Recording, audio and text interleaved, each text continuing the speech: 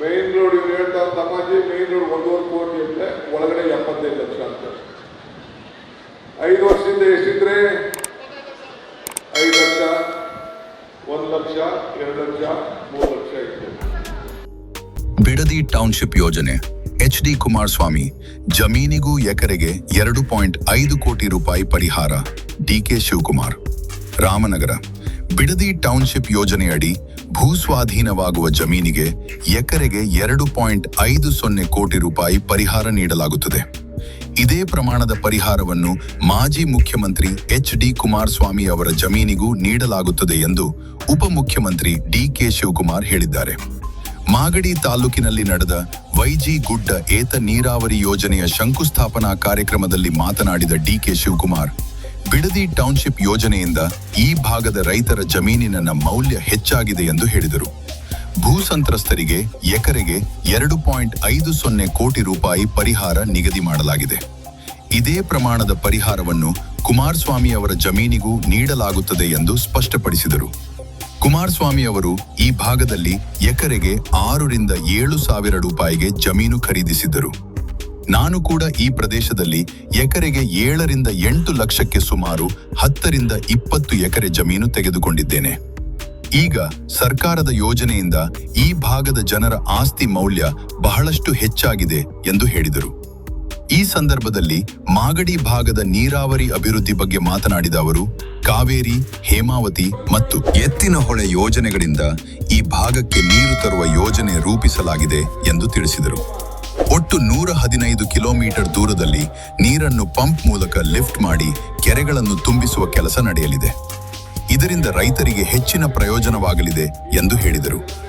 ಇನ್ನು ರೈತರ ಬಗ್ಗೆ ಮಾತನಾಡಿದ DK ಶಿವಕುಮಾರ್, ರೈತರ ಪಂಪ್ ಸೆಟ್ಗಳಿಗೆ 10 HP ವರೆಗೆ ಉಚಿತ ವಿದ್ಯುತ್ ನೀಡಿರುವುದು ಕಾಂಗ್ರೆಸ್ ಸರ್ಕಾರವೇ ಎಂದು ಹೇಳಿದರು.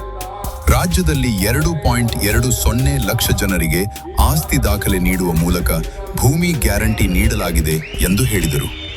ಈ ಯೋಜನೆಗಳಿಂದ ರೈತರಿಗೆ ಆರ್ಥಿಕ ಶಕ್ತಿ ದೊರೆಯಲಿದ್ದು ಗ್ರಾಮೀಣ ಭಾಗದ ಅಭಿವೃದ್ಧಿಗೆ ಸಹಕಾರಿಯಾಗಲಿದೆ ಎಂದು ಅವರು ಅಭಿಪ್ರಾಯಪಟ್ಟರು.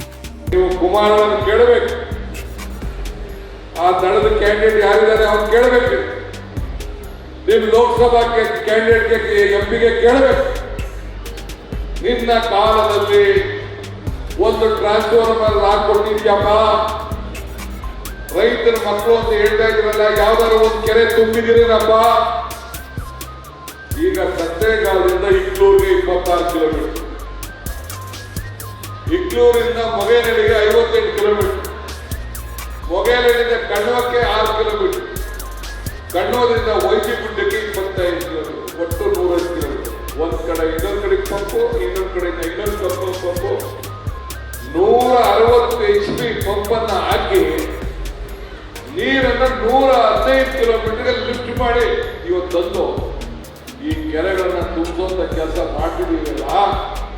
ನೀವು ರೈತರ ಮಕ್ಕಳು ಅಂತ ಹೇಳ್ತಿರಲ್ಲಣ್ಣ, ನಿಮ್ಗೆ ಇರಲಿಲ್ವಾ ಈ ಚಿಂತನೆ? ಈ ಬಡವನ ರೈತನ ಬದುಕಿಸ್ಬೇಕು, ಈ ರೈತರಿಗೆ ಸಹಾಯ ಮಾಡಬೇಕು ಅಂತ ಒಂದು ಆಲೋಚನೆ ಸರ್ಕಾರದಿಂದ ದುಡ್ಡು ಕೊಟ್ಬಿಟ್ಟು ಇಡೀ ಮಂಡ್ಯ ಜಿಲ್ಲೆಗೆ ಟ್ರಾನ್ಸ್ಫಾರ್ಮರ್ ಹಾಕಪ್ಪ ನೋಡೋಣ. ಬೇರೆ ಏನು ಬೇಡ, ಟ್ರಾನ್ಸ್ಫಾರ್ಮರ್ಗಳು ಹಾಕ್ರಿ ಆ ರೈತರಿಗೋಸ್ಕರ. ಉಚಿತವಾಗಿ ಕರೆಂಟ್ ಕೊಟ್ಟವರು ನಾವು 10 HP ಕಾಂಗ್ರೆಸ್ ಸರ್ಕಾರ. ಇದು AR news channel action and reaction.